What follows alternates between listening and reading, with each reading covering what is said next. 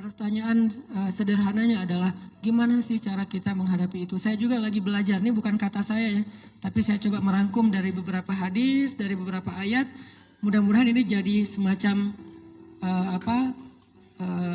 tips dari Allah, dari Rasul, cara kita supaya lebih sabar dalam menghadapi ujian, khususnya ujian perasaan. Pertama, saya mengambil dari hadis riwayat yang diriwayatkan dari Abu Hurairah, hadis Hasan. Nabi SAW mengatakan, "Ma yazalul bala'u bil mu'mini wal mu'minati fi nafsihi wa waladihi wa malihi hatta yalqallaha ta'ala wa ma alaihi khati'ah." Tidaklah seseorang selesai diuji, baik dia laki-laki, orang yang beriman, atau perempuan yang beriman, baik itu ujiannya terjadi pada dirinya, atau melalui anaknya, atau melalui hartanya, artinya ujian harta, ujian fisik, ujian perasaan, sampai dia bertemu dengan Allah, dan dia tidak punya dosa. Apa maksud dari hadis ini? Ujian itu tidak akan berakhir, kecuali kalau dosa kita sudah habis. Allah akan menguji kita terus untuk membersihkan diri kita dari dosa. Sehingga yang harus kita coba bangun awareness dalam diri kita kalau lagi diuji, Allah pengen membersihkan dosa saya nih. Sehingga kita ridho dengan ujian, bukan ikhlas ya. Kalau ikhlas ibadah, kalau ujian ridho, rela. Saya ridho ya Allah, walaupun ini berat. Saya ridho ya Allah, walaupun saya berharap Engkau beri jalan keluar. Saya ridho ya Allah, walaupun saya berharap ditolong oleh Allah. Tapi tetap ridho diberikan ujian itu. Sambil berdoa diberikan jalan keluar, ditolong, diberikan keajaiban, cuman gak mau mengeluh. Dan berdoa meminta jalan keluar bukan mengeluh, itu ibadah. Berdoa itu ibadah dalam Islam. Sehingga Allah suka banget sama hamba yang berdoa. Allah suka dengan hamba yang curhat. Nabi itu kalau lagi curhat, doanya aja bisa berjam-jam cuma doa doang tuh. Kayak hadis Aisyah pas lagi cemburu malam-malam kan, Aisyah lagi tidur, ini jatah malamnya Aisyah. Tiba-tiba dia nyari-nyari raba-raba, Nabi nggak ada, dicari di kamar mandi nggak ada. Biasanya Nabi sholat di sebelah Aisyah. Wah, curiga nih, jangan-jangan ke rumah si Fulan. Dicari ke rumahnya, ditelepon nggak aktif, mungkin lagi dicas, datang ke rumahnya. Ketuk pintu. Hafsah, Nabi di rumah kamu nggak? Enggak Aisyah, beneran. Cari ke rumah Safia. Safia, Nabi di sini nggak? Enggak, beneran. Cari ke rumah Maria. Maria di sini nggak Nabi? Enggak. Kemana ya Nabi? Rumah istri-istri yang lain gak ada. Pas balik ke rumahnya, ngelewat masjid, ngelihat Nabi lagi sujud di Masjid Nabawi, di mihrab. Dan Aisyah mendengar Nabi menangis sambil berdoa. Dan sujudnya itu seperti membaca 1 juz Al-Quran. Dan itu isinya doa nangis. Robbi. Jadi kalau kita katakan gak usah banyak berdoa sama Allah, malu. Justru Allah suka kepada hamba yang berdoa. Justru sebaliknya, kalau kita jarang berdoa atau enggan berdoa, buat Allah itu orang sombong. Allah gak suka hamba kayak gitu.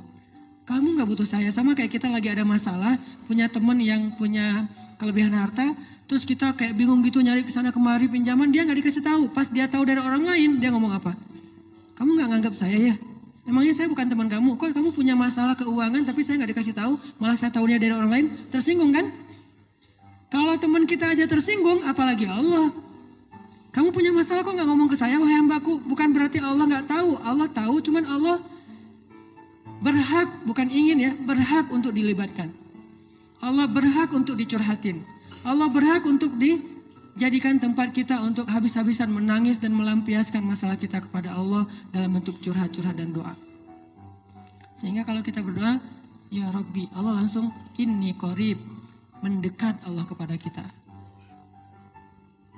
Jadi teman-teman yang dirahmati Allah, kalau kita punya masalah, kita coba bangun awareness, oh Allah pengen membersihkan dosa-dosa saya nih. Terus kita berdoa, ya Allah bantu saya, ya Allah tolonglah saya, istighfar.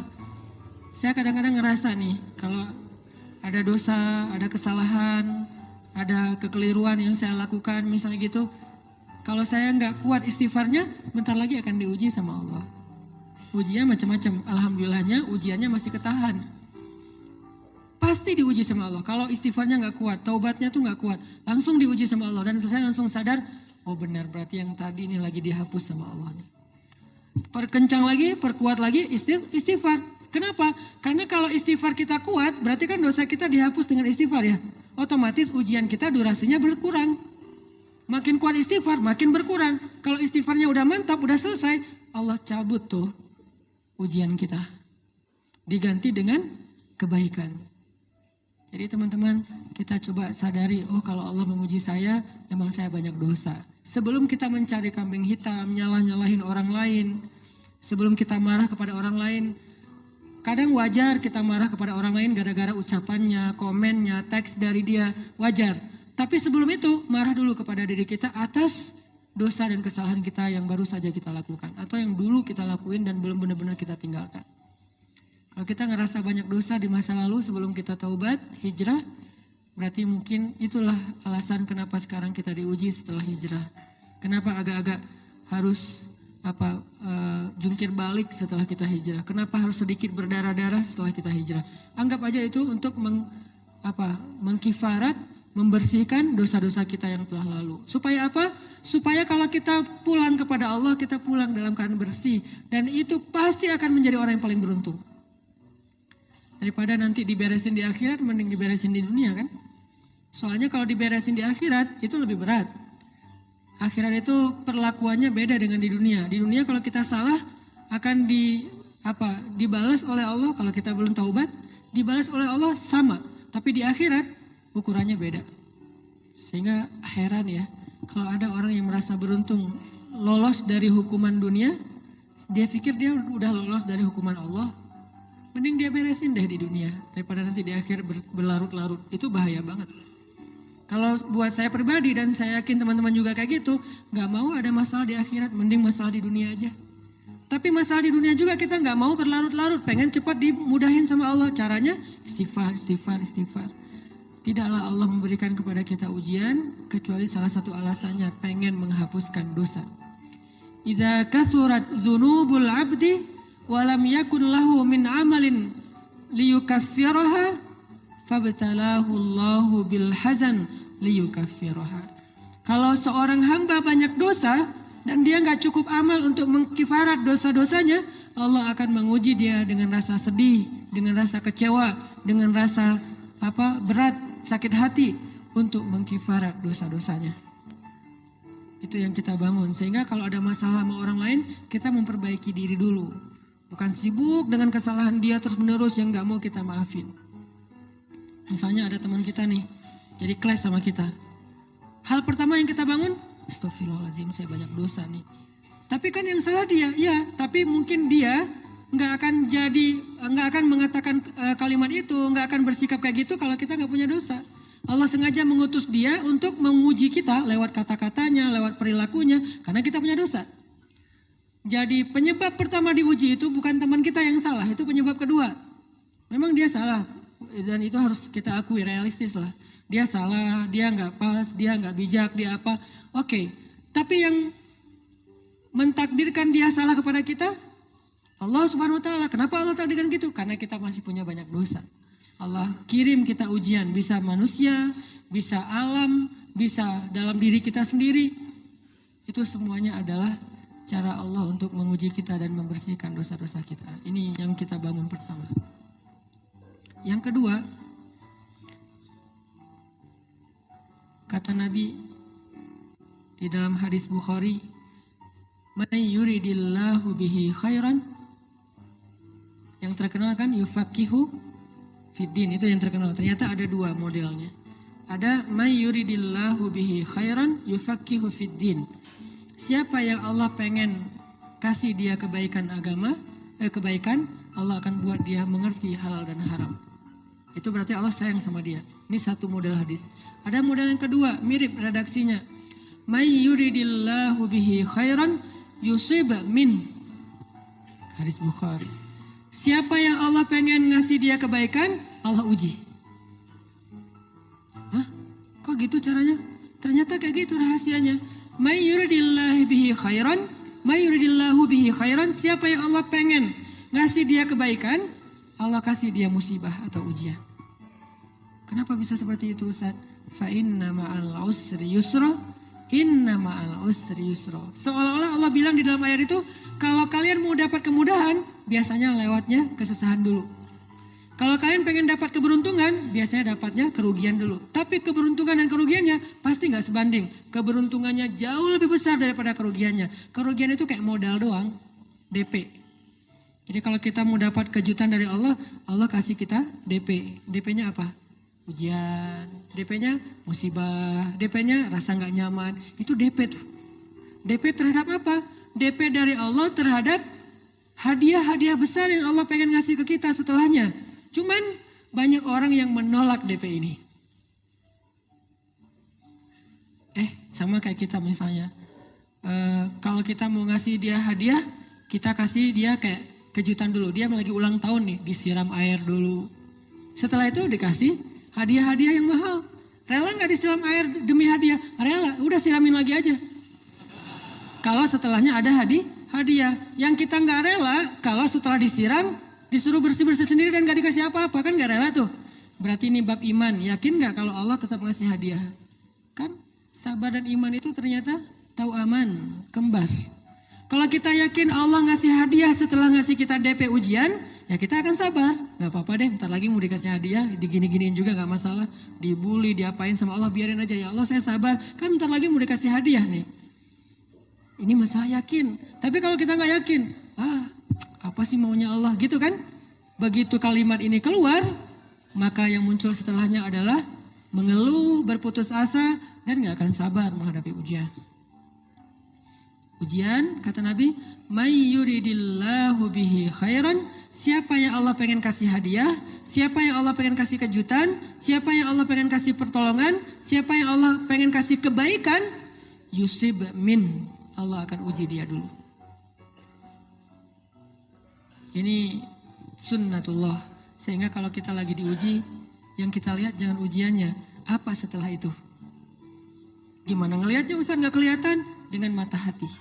Istafti qalbak, tanya kepada hatimu, kelihatan gak?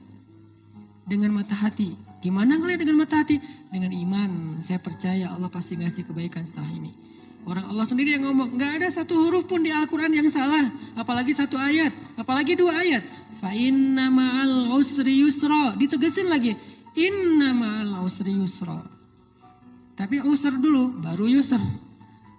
Dikasih kesusahan sedikit, dikasih kemudahan yang banyak. Dikasih kesusahan sedikit, dikasih kemudahan yang banyak. Ini yang kita coba bangun tajdidul iman. Bangun memperbarui yakin. Sehingga ketika kita diuji, sedih, wajar. Mengaduh sedikit bukan mengeluh ya. Kalau mengeluh kan udah nyalahin Allah. Kalau ngaduh, yang namanya orang dicubit kan itu ngaduh. Tapi kalau apa sih maunya Allah? Nah itu ngeluh. Antara mengadu dengan mengeluh berbeda. Mengaduh itu manusiawi. Sedih itu manusiawi. Air mata bahkan bukan hanya manusiawi, itu rahmat dari Allah. Orang yang gak bisa menangis itu yang bahaya.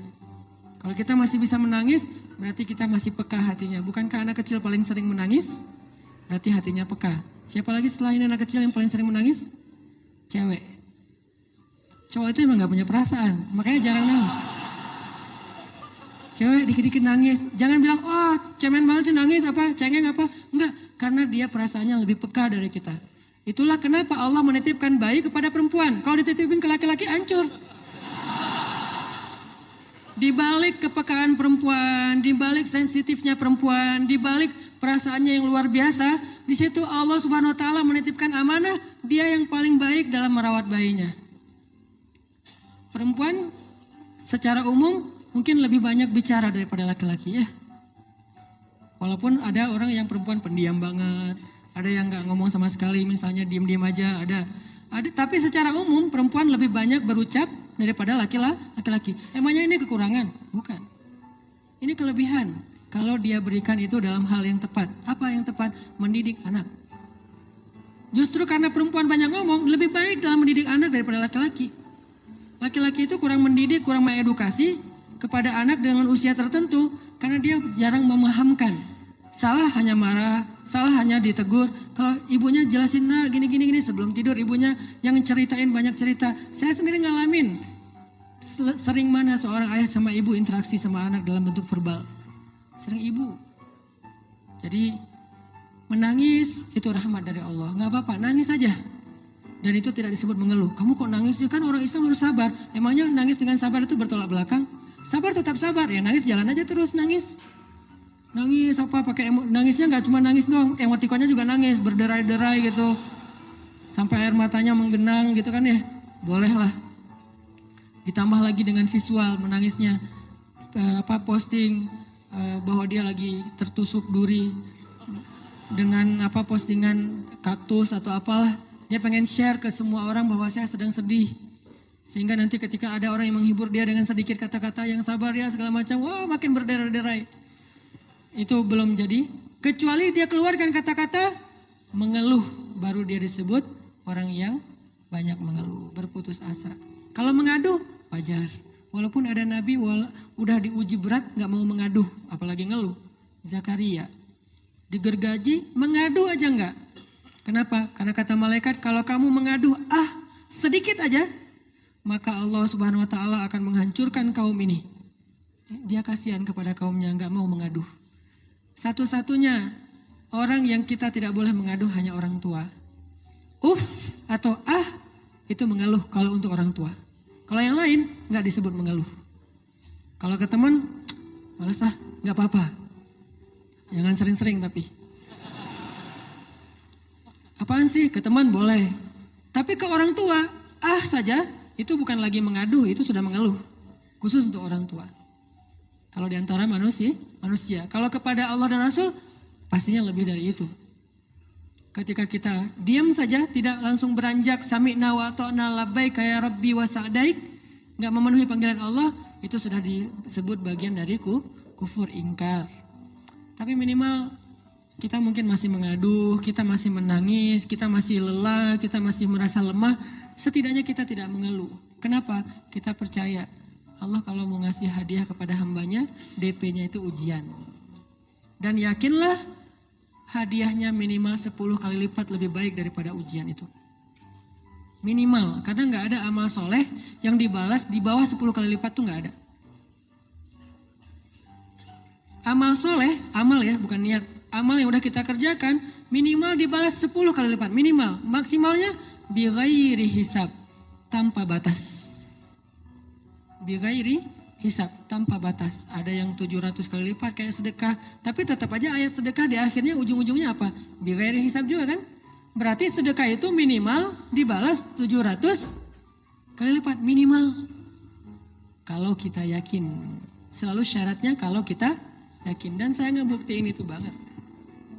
Saya pernah ngalamin lagi jalan-jalan di sebuah kota yang ada becak kayuhnya, becak sepeda gitu ya. Jalan terus saya bilang, Pak berapa ongkosnya? 20.000. Udah naik aja 20.000. Karena kita keliling-keliling kota, ternyata saya jadi kasihan sama dia 20.000. Kasihan kan 20.000 dibayar keliling kota, walaupun pas mampir beberapa tempat mungkin dia dapat tips ya. Tapi saya nggak tega gitu, dia cerita tentang anaknya lagi sekolah, apa segala macam, makin bikin baper kan. Pas selesai, saya kasih dia 100.000. Dari 20.000 dikasih 100.000 karena kasihan. Dan saya yakin, nggak mungkin sedekah itu sia-sia. Kan Nabi bersumpah kan, demi zat yang jiwaku di dalam genggamannya, tidak berkurang harta karena sedekah. Demi Allah, kata Nabi. Nggak berkurang harta karena sedekah. Berkurang harta karena belanja? Ya. Berkurang harta karena pacaran? Banget. Modal banget kan? Apalagi buat cowok. Tapi berkurang harta karena sedekah? Nggak mungkin, kata Nabi. Demi Allah nggak berkurang harta karena sedekah. Berkurang harta karena istri? Nggak. Karena memberi kepada istri itu pahalanya lebih gede daripada sedekah. Makanya ngemodalin pacaran setelah nikah itu tumbuh berkah. Modal pacaran sebelum nikah itu hapes. Jadi kalau pengen modal nih, ngemodalin cewek, traktir, ngapa-ngapain, bayarin, jangan sebelum nikah. Sebelum nikah jadi orang pelit aja, nggak apa-apa. Tapi setelah nikah, jor-joran ngasih, apalagi yang, bayarin semuanya. Kenapa? Pahalanya lebih gede daripada sedekah. Bahkan lebih gede daripada infak fi sabilillah. Seorang suami memberi nafkah istri, itu pahalanya terkadang lebih besar daripada kita berinfak untuk fi sabilillah, untuk korban perang.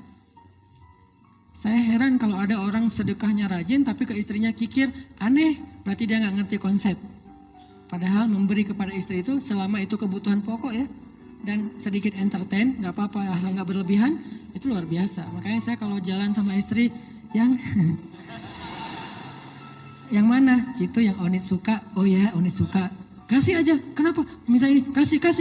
Selama ada kan kenapa nggak dikasih kan ya? Nanti Allah ganti. Makin rajin kita ngebayarin istri kita, ngebelanjain istri kita, makin Allah ngasih yang kita nggak pernah duga-duga. Sampai istri kita cemburu sama kita. Kok kamu duitnya banyak banget sih? Kan gara-gara aku sering ngasih ke kamu. Ya udah sini lain lagi.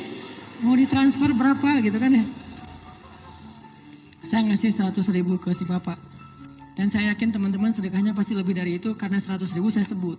Kalau 1 juta ke atas saya nggak mau nyebut, malu dong, ria ya.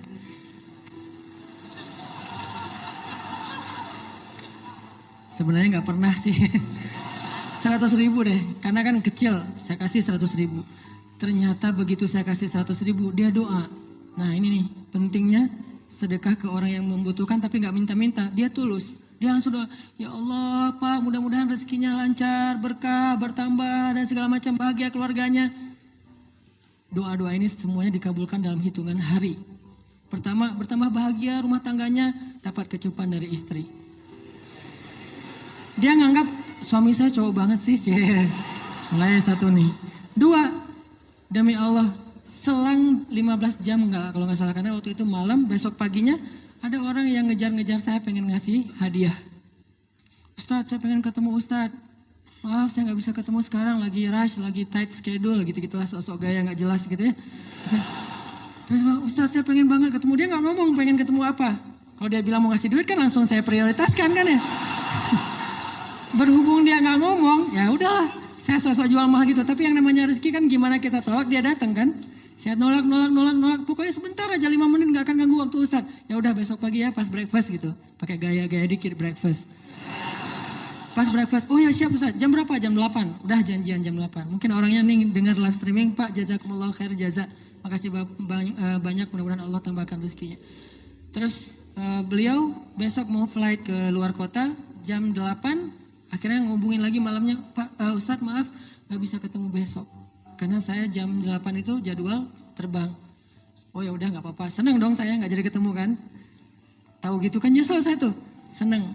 Besok pagi jam 6 Pak Ustadz. Alhamdulillah ternyata penerbangan saya di delay ke jam 11. Allah delay penerbangannya demi ngasih rezeki buat saya. Kan luar biasa kan. Nah, ini hikmah kepedean saya, kegeeran kepada Allah gitu. Di delay demi saya. Kan kadang-kadang GR ya di depan Allah ya. Rabbi akraman kan gitu ayatnya. Allah memuliakan saya dengan istighfar tetap.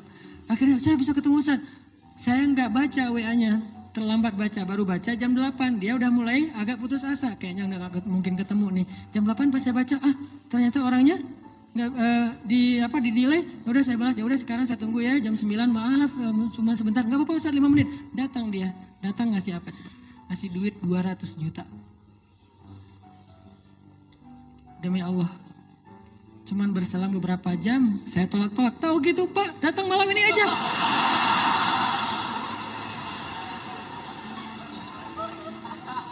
Harusnya malam itu juga saya cari orangnya. Kalau perlu saya yang nyamperin Bapak, Sherlock, saya kejar. Manusia gitu banget ya. Tapi Masya Allah di situ saya jadi tahu, oh doa orang itu lebih akurat, lebih mantap, lebih diijabah daripada doa saya. Mungkin bukan karena sedekah, tapi karena doa setelah sedekah, ya Allah dan segala macam dimudahkan sama Allah. Itu luar biasa loh. Saya nggak percaya, saya pikir main-main, orang nih iseng kayaknya pengen ketemu doang, pengen selfie. Ternyata pas saya cek, ditransfer, di capture, Ustadz udah ditransfer. Saya, jangan-jangan ini jebakan Batman gitu ya. Nyari-nyari sana segala macam, alhamdulillah ternyata emang niat baiknya pengen, alhamdulillah saya terkesan, saya dapat hidayah lewat Ustaz segala macam. Sekarang saya pengen membalas jasa Ustaz walaupun kecil 200 juta. Untung saya nggak kaget dan kemudian pingsan. Pak 200 juta, stroke kan ya bahaya, lebih mahal dari 200 juta. Ini keajaiban ya teman-teman. Jadi kita tuh, saya kan sering bilang keajaiban itu terjadi tergantung tingkat iman. Bukan saya udah soleh banget enggak. Saya belajar terus untuk yakin deh sama Allah. Modal kita tuh kan gini sebetulnya kan. Duit kita tuh banyak loh teman-teman. Cuman gak disimpan di bank, gak disimpan di saku. Disimpannya di sisi Allah. Bedanya apa sih? Kenapa kita kalau disimpan di bank tenang? Saya lagi punya duit banyak dari 100 juta. Di mana? Di bank. Aman. Kenapa kalau disimpan di saku aman, tenang? Kenapa kalau disimpan Allah nggak tenang? Kenapa kalau disimpan di Allah kita bilang nggak punya duit? Ini kan nggak fair sama Allah. Nggak punya duit nih. Siapa bilang nggak punya duit? Kan ada Allah. Tinggal minta sama Allah. Tapi nggak ada wujudnya. Tapi kan ada janjinya. Bukankah janji Allah lebih kuat daripada wujud? Bukankah iman harusnya lebih mantap daripada sesuatu yang konkret yang kita lihat? Ada duitnya di sisi Allah. Kenapa nggak dikasih? Karena kita belum butuh. Kalau kita yakin duit kita itu ada di Allah, tapi dikasihnya pas kita butuh. Begitu butuh ya Allah, langsung dikasih sama Allah. Itu banget benar-benar terjadi dalam kehidupan kita. Pasti kayak gitu. Tingkat tergantung kita yakin apa enggak. Nih, kalau Allah bilang, "May yuridillahu bihi khairan", Allah kalau pengen ngasih hadiah kepada seorang hamba, Allah kalau pengen ngasih kejutan kepada seorang hamba, yusib. Allah kasih dia ujian sedikit aja. وَلَنَبْلُوَنَّكُمْ بِشَيْءٍ sedikit, bisyai'im minal khawf